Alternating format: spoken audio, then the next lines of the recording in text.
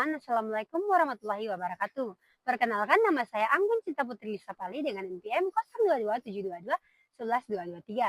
Saya adalah mahasiswi di Universitas Hairun Ternate dengan Fakultas Ekonomi dan Bisnis, Prodi Akuntansi. Nah, di video kali ini saya akan menjelaskan terkait dengan New Public Management pada mata kuliah teori akuntansi. Lanjut. Nah, New Public Management atau NPM ini adalah suatu pendekatan dalam manajemen publik yang muncul sebagai respons terhadap kritik dan birokrasi tradisional. Pendekatan ini berfokus pada peningkatan efisiensi, efektivitas, dan responsivitas dalam pelayanan publik dengan mengadopsi praktik-praktik manajemen dari sektor swasta. Kemudian, sejarah New Public Management. Gas cepat, latar belakang. Oke. Nah, latar belakang. Konsep New Public Management pertama kali diperkenalkan oleh Christopher Hood pada tahun 1991. Istilah ini muncul sebagai hasil dari kritik terhadap model administrasi publik tradisional yang dianggap tidak efisien dan tidak responsif terhadap kebutuhan masyarakat. Pada tahun 1980-an dan 1990-an, banyak negara, terutama di Eropa dan Amerika Utara, mulai menerapkan prinsip-prinsip NPM untuk mereformasi sektor publik. NPM berkembang dalam konteks globalisasi dan meningkatkan tuntutan untuk transparansi serta akuntabilitas dalam pemerintahan. Organisasi internasional seperti IMF dan Bank Dunia juga mendorong penerapan NPM di berbagai negara sebagai bagian dari program reformasi struktural mereka. Dalam perkembangannya, NPM telah diadopsi oleh banyak negara menjadi paradigma dominan dalam manajemen publik. Nah, kemudian perkembangan awal mula NPM ini dapat ditelusuri kembali ke reformasi pemerintahan yang dilakukan di Inggris pada masa pemerintahan Margaret Thatcher pada tahun 1980-an. Pemerintah Inggris mengimplementasikan berbagai kebijakan untuk mengurangi beban negara dalam ekonomi dan meningkatkan efisiensi sektor publik. Langkah-langkah tersebut termasuk privatisasi perusahaan milik negara dan pengenalan sistem penganggaran berbasis kinerja. Nah, di Amerika Serikat, reformasi serupa terjadi bahwa kepemimpinan Presiden Bill Clinton pada tahun 1990-an dengan inisiatif Reinventing Government, yang dimana inisiatif ini bertujuan untuk mengurangi ukuran pemerintah dan meningkatkan layanan publik melalui penggunaan prinsip-prinsip manajemen sektor swasta. Kemudian masuk pada definisi New Public Management. Nah, New Public Management ini dapat didefinisikan sebagai pendekatan dalam administrasi publik yang menerapkan prinsip-prinsip manajemen sektor swasta untuk meningkatkan kinerja sektor publik. Nah, NPM ini menekankan pentingnya hasil atau outcomes daripada proses input dan berusaha untuk menciptakan sistem yang lebih fleksibel, responsif, dan berorientasi pada pelanggan. Nah, karakteristik dari New Public Management ada beberapa karakteristik. Yang pertama yaitu manajemen profesional, yaitu di mana NPM mendorong penggunaan manajer profesional yang memiliki keahlian dalam mengelola organisasi publik dengan cara yang lebih efisien sehingga manajer diharapkan dapat menerapkan teknik manajerial modern untuk meningkatkan kinerja organisasi. Kemudian yang kedua yaitu standar kinerja, yang dimana penetapan standar kinerja yang jelas dan ukuran untuk menilai keberhasilan organisasi menjadi fokus utama. Nah, ini termasuk penggunaan indikator kinerja untuk mengevaluasi efektivitas layanan publik dengan menetapkan target yang terukur. Organisasi dapat lebih mudah mengevaluasi pencapaian mereka. Kemudian ada juga yang ketiga yaitu pengendalian output.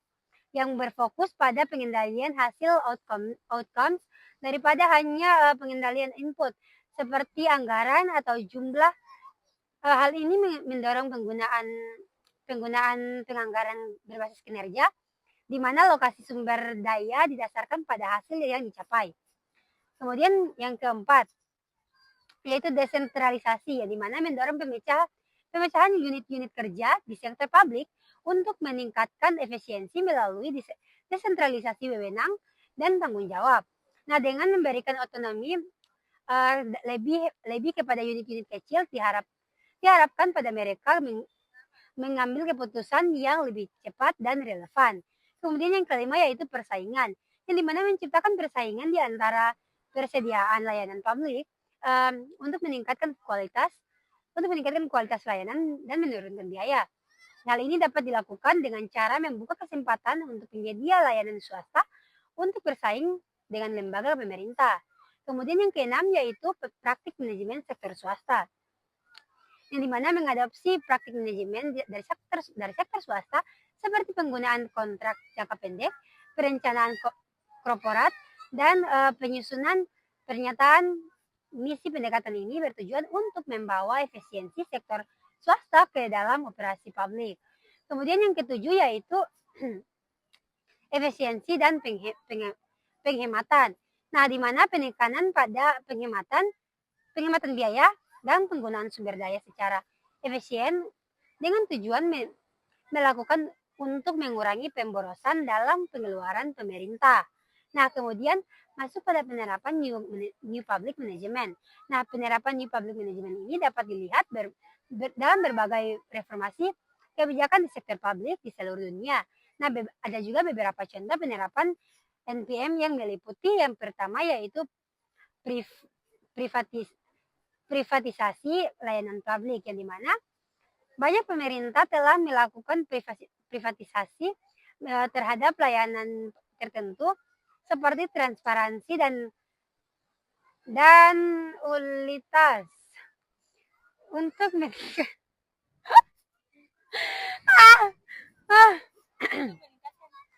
untuk meningkatkan efisiensi. Contohnya adalah privatisasi British Telecom di Inggris yang menghasilkan peningkatan kualitas layanan telekomunikasi.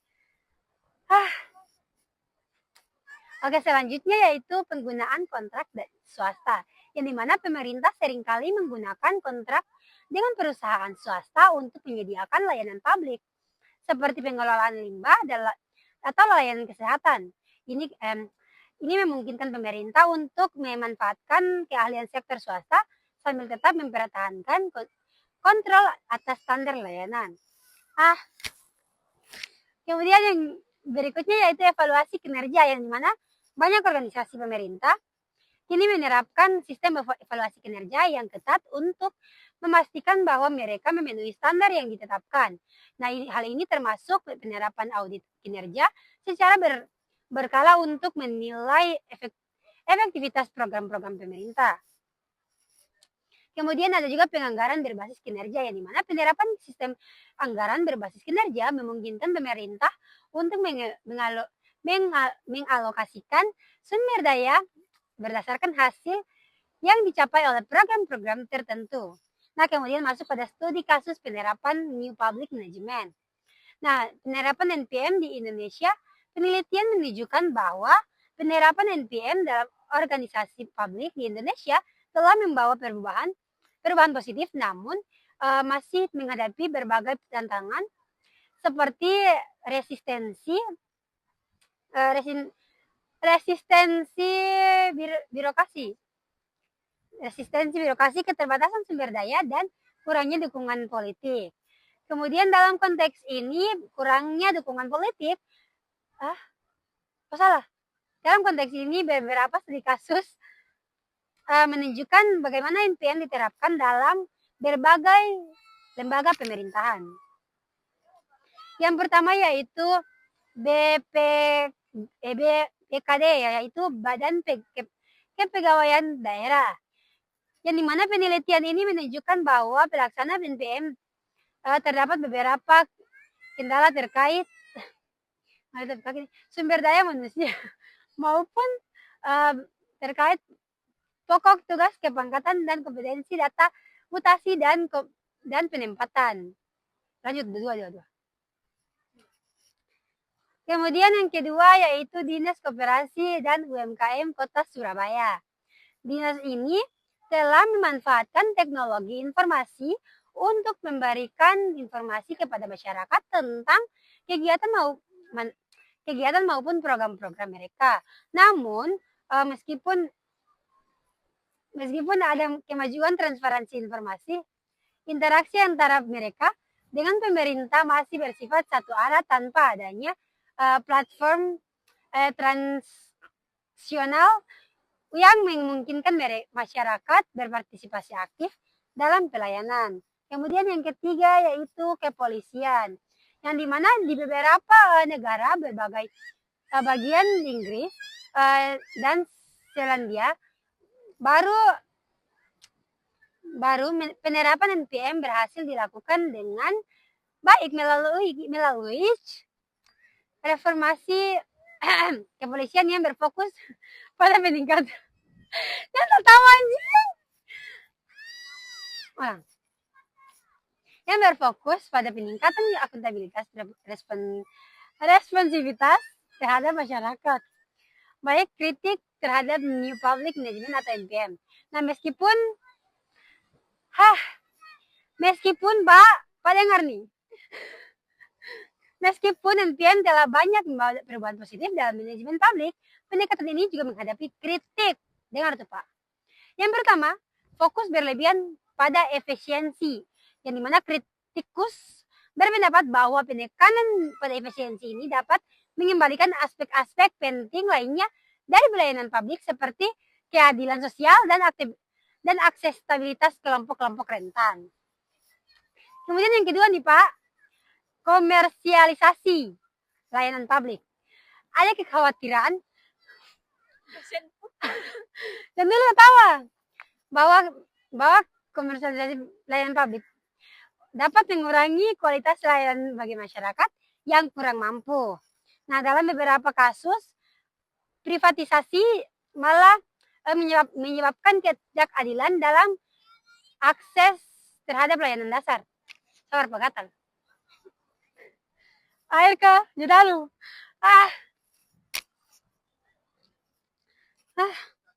Sabar air. Cepat video berjalan.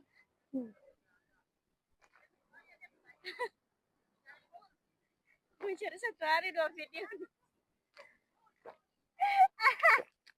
Nggak tahu anjing. Oke lanjut. Lanjut. Yang ketiga pengabaian nilai-nilai publik, yang dimana pendekatan ini tuh sering kali dianggap mengabaikan nilai-nilai dasar administrasi publik seperti transparansi, akuntabilitas, dan partisipasi masyarakat dalam proses pengambilan keputusan. Kemudian yang keempat yaitu keterbatasan dalam implementasi, yang dimana implementasi prinsip-prinsip NPM tidak selalu berhasil di semua konteks-konteks beberapa negara yang mengalami kesulitan dalam menerapkan reformasi ini secara efektif pada perbedaan budaya organisasi atau struktur pemerintahan yang ada. Kemudian yang kelima yaitu resiko fragmentasi Resiko fragmentasi layanan. Nah, dengan adanya desentralisasi tadi dan persaingan antara penyedia layanan, ada resiko bahwa layanan publik menjadi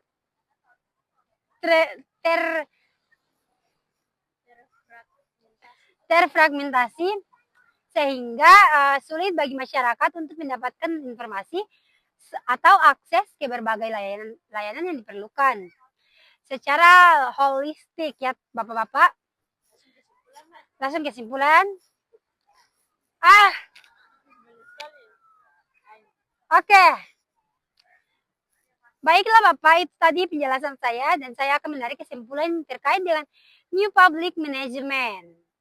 Nah, New Public Management ini merupakan pendekatan penting dalam reformasi sektor publik yang berfokus pada peningkatan efisiensi dan efektivitas melalui adopsi praktik-praktik manajemen dari sektor swasta. Nah, meskipun menghadapi kritik terkait fokusnya pada efisiensi semata, serta tantangan implementasi di berbagai konteks lokal, terutama di Indonesia. NPM telah membantu banyak negara dalam meningkatkan kinerja pelayanan publik di mereka. Dengan pemahaman mendalam tentang sejarah, karakteristik penerapan di berbagai negara termasuk di Indonesia, serta kritik terhadap New Public Management termasuk di perkembangan terkini seperti New Public Governance. Nah, itulah video yang ini terkait materi New Public Management. Kurang dan lebihnya saya mohon maaf. Wabillahi taufiq wal hidayah. Wassalamualaikum warahmatullahi wabarakatuh. Sampai jumpa di tugas berikutnya. Bye-bye. Boleh dah.